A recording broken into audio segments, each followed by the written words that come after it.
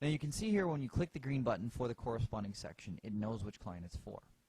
However, you can go to the bottom right of the screen and you will see that there is a big blue circle with a question mark in it and also a big phone icon. The blue circle is the same as the green button for the upper half. The phone icon is the lower half. But you can do these from anywhere in the program. So the only difference being is that when you click, let's say, the blue circle, because it's not right on the client's file, you have to tell it which client it's for. That is the only difference between the two. Say I want to leave a question on this client's file. So I'm going to go in there and I'm going to switch it to question, and we're going to call this question test for example's sake.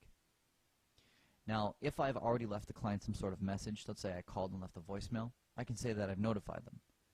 And I'll use my date stamp and I'll put left VM to exemplify that I've left a voicemail, and also then put here is what I wanted to know. And you can see when you use the date stamp, it takes today's day, year, time, and the person entering the note here. As the person leaving this question, this is really all I'm responsible for doing, so now I can click OK, and it will save this to the client's file. Because I've assigned that to Bobby's name, however, if Bobby is currently logged into the program, in the bottom right-hand portion of your screen, just above where your time appears in Windows, he'll get a pop-up that will let him know that this question was just given to him, so he'll know about it right away. If Bobby wasn't logged in at the time, however, there are two other windows which will come up if there's anything assigned to you when you first log into the program. They are these advanced forms here on the right-hand side for both the upper and lower half. And they are designed by default, especially even when you open them manually like I just did, to show you all items that have been assigned to you from here that have not yet been resolved.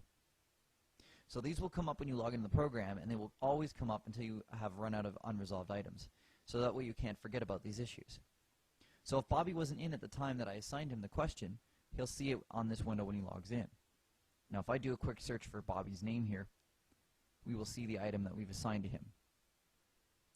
So Bobby's going to see this on his list, and he'll be aware that this is something he has to take care of.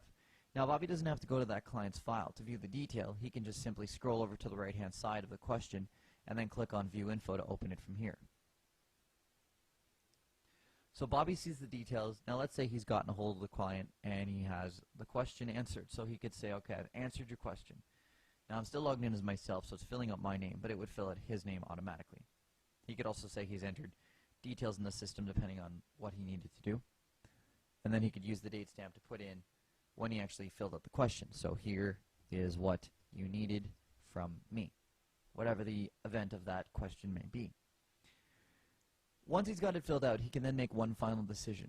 He's either going to resolve this item, which will fill out once again the date and his name, or he's going to leave the resolve checkbox blank, fill out that he's answered it as of this day, but now because the resolve checkbox is blank, he can now reassign it back to Adam, which means it'll pop up as part of his list.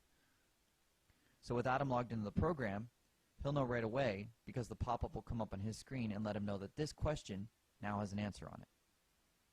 And it would be part of his items when he opens the program or calls up the advanced form manually. So he'll see this right away, and it's basically now Adam's responsibility to go into the question and resolve it when he feels it's completed. Once it's resolved, it stays in the client's file for as long as you keep them in the system. The administrators and full users can actually delete these particular entries, so those are the only people who can actually get rid of them from the system. But if you do delete the client, all of the items that you've placed in their file will also be deleted as well.